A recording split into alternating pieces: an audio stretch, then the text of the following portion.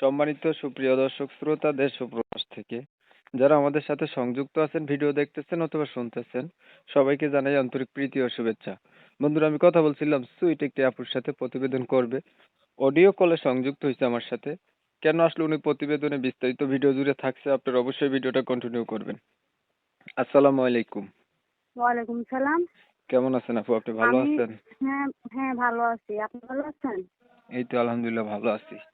ভালো আছেন, ভালো থাকবেন, ভালো থাকাই কামনা করছি। তবে শুনতে চাচ্ছি আপনি প্রতিবেদনে কেন আসছেন, বলেন।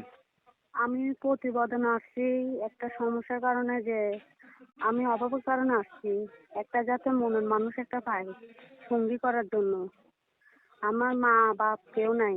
সৎ মার কাছে আমি মানুষ হয়েছি। সৎ মার অত্যাচার আমার আর ভালো লাগতেছে না, এই কারণে একটা মনের মতন একটা মানুষ জোয়ার চাইতেছি আর কি। যাতে আমার বয়স লাগবে না, কম হোক বেশি হোক, মনের মতন হলেই হবে। যাতে আমাকে সুখ সুখ দুঃখ সব ও দিতে পারে আমাকে। মনের মতো একটা মানুষ পাওয়ার জন্য প্রতিবেদনে আসছেন। মনের মানুষ পাইতে গেলে একটা বয়সের দরকার হয়। আচ্ছা, তেমন বয়স হয়েছে না আপনার? বয়স কত? আমার 18 হবে। 18 হবে। এই 18 বছর। 18 বছর বয়সে মনের মানুষ আগে একটাও পান নাই? না না, আগে কোথা থেকে থাকবো? সৎ আমার এই সৎ আমার অত্যাচারে তো আমি কখনো বেড়াতেও পারিনি। এখন আমি বাসা বাড়িতে একটা কাজ করি, মাসে 4,000 টাকা হয় না।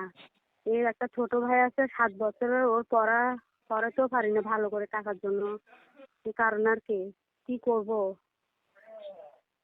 আচ্ছা, লেখাপড়া নিজে কিছু করেন নাই? এই 1 থেকে 2 এর পর্যন্ত একটু পড়তে আর করতে পারিনি টাকার দেশের জন্য। বাড়ি কোথায় আপনার? আমার কুমিল্লা। তাইলে পরিবারের সৎ মায়ের কাছে থাকেন, আপনার বাবা মা হুম। তারা নাই? না না, ওনারা তো আমার আম্মু তো বহুত আগে মারছে। তারপর আমার আব্বু বিয়ে করছে। আব্বু বিয়ে করার পর আব্বু মারা গেছে। মানে এই 2-3 বছর হচ্ছে। তারপর সৎমার অত্যাচার কারণে আজকে আমি এই প্রতিবেদনতে নামছি। কেন আমার ফ্যামিলির প্রতিবেদনে নামবো না কেন? আমার ছোট একটা ভাই আছে 7 বছরের।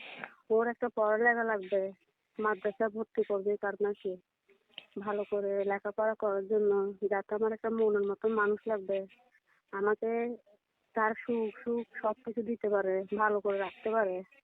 এই আচ্ছা, কারণে আর কি। বুঝতে পারলাম। আপনার নাম কি? আমার নাম রুবি। আচ্ছা, আপনার বিষয়টা আমি একটু ক্লিয়ার করে দিচ্ছি দর্শকদের জন্য। প্রিয় দর্শক শ্রোতা, শুনছিলেন আমি কথা বলছিলাম, এই আপুটি প্রতিবেদনে আসছে। ওনার অনেক কষ্ট, অভাব, তাই একটা ভালো মনের মানুষের দরকার যে ওনার অভাবটা দূর করবে আর কি। বিষয় হচ্ছে ওনার মা বাবা নাই তো, একটা ভাইকে নিয়ে অনেক কষ্টে আছে। তো উনি চাচ্ছে এমন একটা মানুষ যে ওনার সুখে দুঃখে পাশে থাকবে, ওনার দায়িত্ব নেবে, মনের সাথে মন যদি মিল খায় বিয়ে হবে। আপুটি কিন্তু দেখতে সুন্দর, যদিও লেখাপড়া নাই। আর ওই মানুষের বাসা কাজ কইরা খায়। এখন যারা এমন ধরনের একটা মেয়ে খুঁজছিলেন, তাদের জন্য বেটার অপশন হতে পারে যদি বিয়ে করতে চান। আসলে প্রতিবেদনের ভিতরে তো 2-4 মিনিটের কথায় সব তথ্য নেওয়া যায় না। আপনারা ওনার সাথে আরো কথা বলে ভালো মন্দ কথা জেনে শুনে নিবেন আর কি। তো আপনারা জানেন আমি এই রিলেটিভেরই ভিডিও দেই। উনি চাচ্ছে ভালো মানুষ পেলে বয়স কোনো বিষয় না, বয়স যেমনই হোক উনি বিয়ে শাদী করে নেবে। আমি ঠিক বলছি নি? হ্যালো, হ্যাঁ বলেন।